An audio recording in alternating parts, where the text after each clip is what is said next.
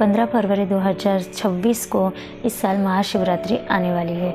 महाशिवरात्रि में क्या खास है? इस साल की महाशिवरात्रि की पूजा में कौन सा मुहूर्त आने वाला है? निश्चित काल कब है? महाशिवरात्रि के बारे में एक ही वीडियो में पूरी जानकारी मैं बताती हूँ। तो आइए जानते हैं। आप सबको पता ही होगा, महाशिवरात्रि की रात बहुत ही खास मानी जाती है। इस रात में अगर हम भगवान शिव शंकर जी की पूजा करें, उनके नाम का जाप करें, स्तोत्र बोले, तो हमारे सब पापों का नाश होता है, शिवलोक की प्राप्ति होती है और हम सबकी मनोकामना, मन की इच्छाएं पूरी होती है। इतना खास महाशिवरात्रि होती है। चतुर्दशी तिथि 2 दिनों में अगर बढ़ गई हो तो जिस रात को चतुर्दशी तिथि आती है उसी रात को शिवरात्रि कहा जाता है। इसीलिए काल तिथि निश्चित करते समय दिन को नहीं, रात को महत्व दिया जाता है।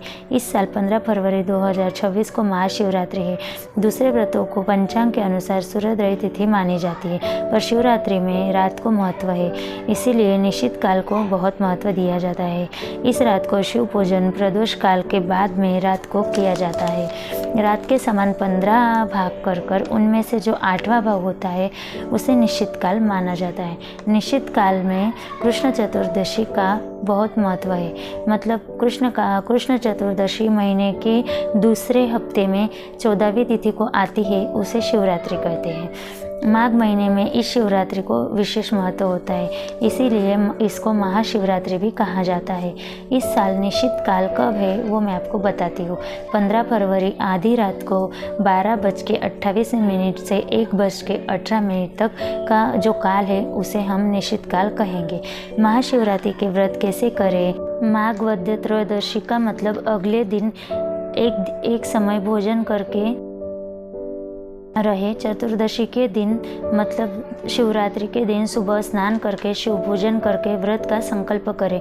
व्रत, पूजा, जागरण, ये 3 प्रमुख चीज़ें हैं जिससे हम भगवान की उपासना कर सकते हैं।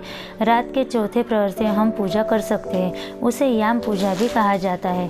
पूजा करते समय शिव शंकर को विशेष प्रिय बेल, आम के पत्ते चढ़ाए जाते हैं। कुछ साल व्रत करके अगर आप इस व्रत का उद्यापन करना चाहते हो तो आप वो भी कर सकते हैं। इसी समय में जो व्रत और जागरण करते हैं अनजाने में कर ले तो उनका उद्धार हो जाता है, ऐसे कहा जाता है। महाशिवरात्रि को भगवान शिव शंकर के लिए जलाभिषेक, रुद्राभिषेक भी किया जाता है। घर पर भी हम पूजा कर सकते हैं, शिव भगवान की आराधना कर सकते हैं, तो भगवान हमें ज़रूर प्रसन्न होकर उनकी इच्छा पूरी करेंगे, ऐसा पुराणों में कहा गया है और धार्मिक कथाओं में भी कहा गया है। महाशिवरात्रि क्यों की जाती है, इसके पीछे का क्या महत्व है, इसके पीछे बहुत सारी कहानियाँ हैं। एक ऐसी भी कहानी